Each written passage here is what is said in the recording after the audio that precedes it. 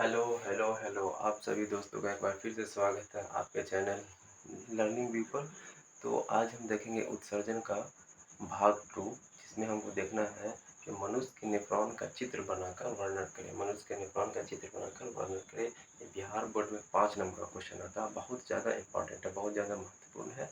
तो यहाँ स्ट्रक्चर बना हुआ है, इसका फिगर बना हुआ है। सबसे पहले हम समझ लेते हैं कि आखिर नेफ्रॉन होता है क्या? पहले हमको बात दिमाग में रहनी चाहिए। हमें समझे हुए रहेंगे तो हम आसानी से उसको हम लिख सकते हैं। तो समझते हैं नेफ्रॉन क्या होता है। जैसे हमारा शरीर जो होता है बहुत सारी कोशिकाओं से मिलकर बना होता है। तो हमारा शरीर क्या होता है, बहुत सारी कोशिकाओं से मिलकर बना होता है। उसी तरह से वृक्क जो होता है वो बहुत सारी कोशिकाओं से मिलकर बना होता है और उस कोशिकाओं का नाम जो होता है वो नेफ्रॉन दिया गया। क्या दिया गया? नेफ्रॉन। तो नेफ्रॉन को वृक्क की संरचनात्मक और क्रियात्मक इकाई कहते हैं। जैसे कोशिका को शरीर की, मनुष्य के जीवन की संरचनात्मक तथा क्रियात्मक इकाई जो कहते हैं, उसी तरह से वृक्क को उनकी संरचनात्मक तथा क्रियात्मक इकाई क्या है? नेफ्रॉन है। एक वृक्क में लगभग 10 लाख नेफ्रॉन होते हैं। एक वृक्क में नेफ्रॉन की कितनी संख्या होती है? लगभग 10 लाख होते हैं। देखो, प्रत्येक वृक्क में लगभग 10 लाख नेफ्रॉन होते हैं और नेफ्रॉन को वृक्क की संरचनात्मक तथा क्रियात्मक इकाई कहते हैं। मतलब ये नेफ्रॉन से मिलकर वृक्क बना होता है। अब इसका यहाँ पे फिगर बना हुआ है। हम फिगर को समझते हैं, इसके चित्र को समझते हैं कि चित्र का क्या क्या कार्य है, इसके क्या क्या भाग है। तो ये तो होता है, यहाँ पे जो होता है ये अविवाही धमनिका, अपवाही धमनिका, ये जो होता है रक्त को लाने और ले जाने का काम करती है। मेन इसका जो पहला जो भाग स्टार्ट होता है यहाँ से बोमेन सर्कुट से।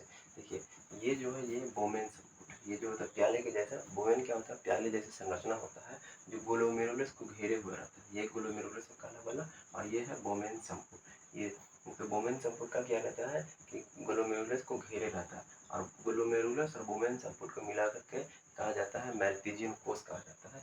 ग्लोमेरुलस को और बोमेन संपुट, मतलब ये पूरा भाग को मिला करके मैल्पीजियन कोष कहा जाता है। उसके बाद से जो अगला भाग होता है कुंडलित नलिका होती है। ये एकदम कुंडली की तरह मुड़ा हुआ रहता है, इसलिए इसको कुंडलित नलिका कहते हैं। उसके बाद जो होता है वो हिलने का लूप आता है। हिलने के लूप का जो होता है दो भाग होता है, एक नीचे की तरफ जाता है, एक ऊपर की तरफ आता है।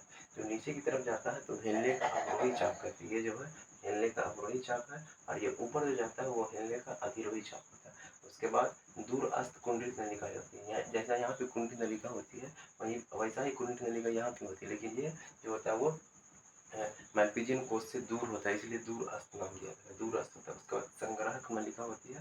उसके बाद सामान्य संग्राहक नलिका होती है और उसके बाद मूत्रवाहिनी। बहुत सारे सामान्य संग्राहक नलिका जो होता है वो मूत्रवाहिनी की तरफ जाकर के खुल जाते हैं। तो ये इसका हो गया, चित्र हो गया। अब इसके बारे में हम देखेंगे कि हमको एग्जाम में किस तरह से लिखना है। इस सब के भाग के बारे में, भाग का क्या क्या कार्य होता है वो सबको देखेंगे। तो आप इसको नोट करें, स्क्रीन को पॉज करें, इसको नोट करें, फिर हम आगे देखते हैं।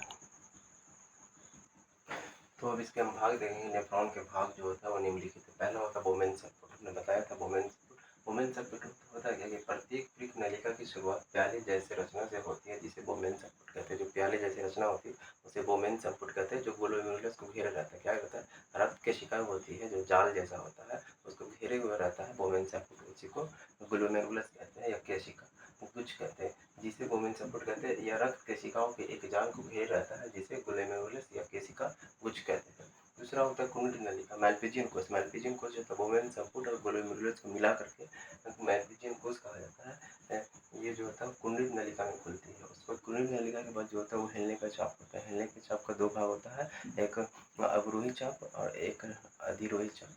तो जो पहला नजदीक वाला भाग होता है उसको अवरोही चाप कहते हैं और जो दूर वाला भाग होता है उसको अवरोही चाप कहते हैं, अधिरोही चाप कहते हैं। नजदीक वाला को अवरोही, दूर वाला को अधिरोही।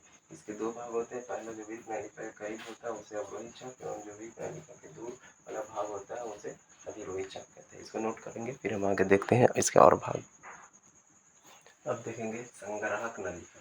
हमने हिलने का चाप देख लिया था। हिलने का जो होता है वो अधिरोही चाप जो होता है वो संग्राहक नलिका में खुलता है और वही लिखा हुआ कि हिलने का अधिरोही चाप आगे की ओर वृक्क नलिका के जिस भाग में खुलती है उसे संग्राहक नलिका कहते हैं। अब बहुत सारे संग्राहक नलिकाएं से मिलने पर जो होता है वो सामान्य संग्राहक नलिका बनती है और सामान्य संग्राहक नलिका जो होता है वो मूत्रवाहिनी से जुड़ जाता है। बहुत सारे संग्राहक नलिकाएं को मिलने पर सामान्य संग्राहक नलिका बनती है जो अंत में मूत्रवाहिनी से जुड़ जाता है। और वृक्क जो होता है वो तीन कार्य जो होते हैं वो, मतलब किस तरह से मूत्र का निर्माण होता है, तो वो तीन चरणों में मूत्र का निर्माण होता है। पहला होता है ग्लोमेरुलर फिल्ट्रेशन, ट्यूबुलर पुनर्वसोषण और ट्यूबुलर स्त्रवण। तो हमको इतना ही लिख देना है। हम अगले लेक्चर में इसके कार्य को डिटेल में पढ़ेंगे। लेकिन जब हमको ये क्वेश्चन आया कि मनुष्य के नेत्रांग का चित्र बनाकर वर्णन करें, तो हमको इतना लिख देना है और वो चित्र जो बनाए थे नेत्रांग का वो बना देना। आपका 5 नंबर कहीं नहीं जाने वाला। इसी तरह के वीडियो के लिए हमारे चैनल को सब्सक्राइब करें और वीडियो अच्छा लगे तो लाइक जरूर करें। Thank you.